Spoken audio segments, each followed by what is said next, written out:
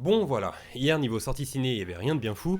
Du coup avec un pote on s'est dit, et si on se faisait un marathon Van Damme? Ne me demandez pas pourquoi. Donc pendant toute une nuit on s'est maté Cavale sans issue, Time Cop et Coup pour coup.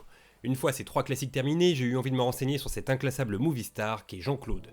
Et entre ce que je savais et ce que j'ignorais, voici 10 anecdotes qui ont de l'impact.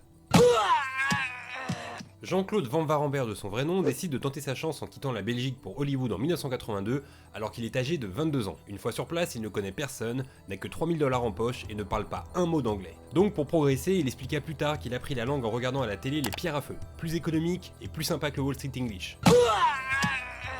Malgré ses rêves de star, les premières années sont très dures et Jean-Claude enchaîne pendant 5 ans les petits boulots. Tour à tour, il est livreur de pizza, poseur de moquettes ou encore paperboy. Lorsque plus tard un journaliste lui demanda lequel était le pire, après un court silence, JCVD répondit « Attendre ».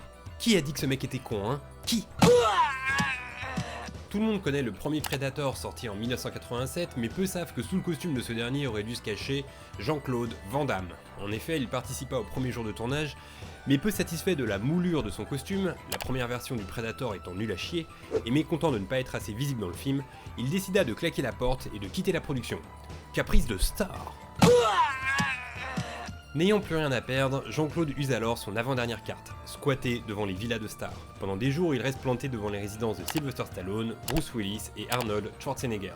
Sans succès. C'est à ce moment précis qu'il tente le tout pour le tout. Un soir, il patiente des heures sur le parking d'un restaurant en attendant le producteur de Cannon Group, Menahem Golan. Une fois ce dernier sorti, il attire son attention en exécutant un mawashi et en accomplissant le grand écart.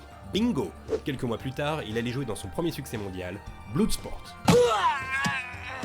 Son premier film donc, Bloodsport, s'inspire en partie de la vie d'une figure des arts martiaux nommée Frank Dux. Ce dernier réalise des tutos d'autodéfense en cas d'agression. Il explique comment arracher une trachée, crever des yeux ou briser des testicules. En gros, on peut dire qu'il réalise plutôt des tutos meurtre. Donc si ta meuf est partie avec un autre mec ou si ton boss vient de te virer sans raison, tape Frank Dux plus tuto sur YouTube. En parlant de meurtre, Van Damme fut à deux doigts de passer à l'acte durant le tournage de Cyborg. Durant une scène de combat, il creva l'œil de Jackson Pigney avec un couteau. Ce dernier le poursuivit en justice et malgré les démonstrations de Jean-Claude devant le juge, il obtenu 485 000 $ de réparation. Suite à cette mésaventure, Jean-Claude décida de tourner toutes ses scènes de combat hors des États-Unis, là où les lois sont plus souples quand il t'arrive de crever un œil. À tous ceux qui pensent que Jean-Claude Van Damme n'est qu'une brute ne sachant que donner des coups de pied à des Chinois véhéments, eh bien je dis détrompez-vous. De 11 à 16 ans, il a pris la danse classique et fut même proposé à l'Opéra de Paris. Pas étonnant que ses petits pas de danse dans Kickboxer soient devenus aussi cultes. La danse se devait forcément être un sujet de conversation entre Van Damme et Kylie Minogue. Ces deux derniers eurent une liaison cachée lors du tournage de Street Fighter. Comme quoi ce gros navet aura au moins servi à quelque chose. Notre karatéka préféré a le sens du show. En 1991, alors en promotion au Festival de Cannes pour la sortie d'Universal Soldiers avec Dolph Lundgren, il organisa avec ce dernier une simulation de bagarre sur le tapis rouge. Mise en scène qui fit sensation auprès de ceux qui rêvent de savoir qui est le plus fort entre Ivan Drago et Chance Boudreau. Et pour conclure en beauté, voici la meilleure anecdote de tous les temps. Lors d'une fête organisée par Sylvester Stallone dans sa villa de Miami en 1997, Van Damme fut excédé d'entendre Steven Seagal se vanter auprès des convives d'être en mesure de botter le cul de l'acteur belge. Il invita alors ce dernier en duel dans le jardin. Steven Seagal, pourtant manieur de katana et maître de son dojo, déclina la proposition, s'excusa et s'en alla. Ce qui fait de Jean-Claude Van Damme le putain de boss, donc.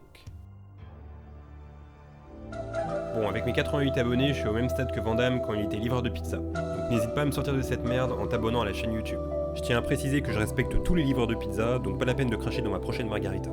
Tu peux aussi liker la page Facebook, tu découvriras plein de teasers très cool. Par contre, je te préviens, il y a des chances que tu sois ébahi par mon jeu d'acteur. Si ce n'est pas déjà fait, tu peux également regarder les 5 derniers épisodes de Tabs. Sur ce, voici quelques petits conseils.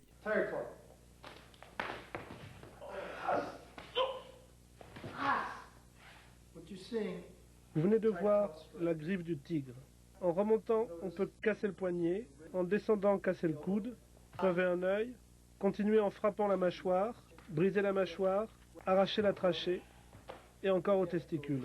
C'est un mouvement de frappe pour arracher. Avec les ongles, on griffe, on entame la chair, on fait saigner. De cette façon, on va aveugler l'adversaire, lui faire peur, lui faire perdre le contrôle de la respiration.